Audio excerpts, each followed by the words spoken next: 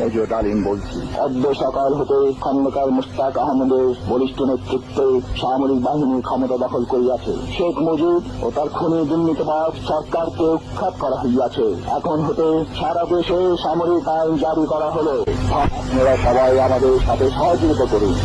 আপনারা নিশ্চিন্ত থাকুন, কোনো অসুবিধা আপনাদের হইবে না। বাংলাদেশ মেজর ডালিম বলছি। অদ্য সকাল হতে খন্দকার মুশতাক আহমদের বলিষ্ঠ নেতৃত্বে সামরিক বাহিনী ক্ষমতা দখল করিয়াছে। শেখ মুজিব ও তার খুনি দুর্নীতিবাজ সরকারকে উৎখাত করা হইয়াছে।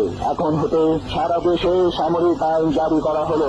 আপনারা সবাই আমাদের সাথে সহযোগিতা করুন।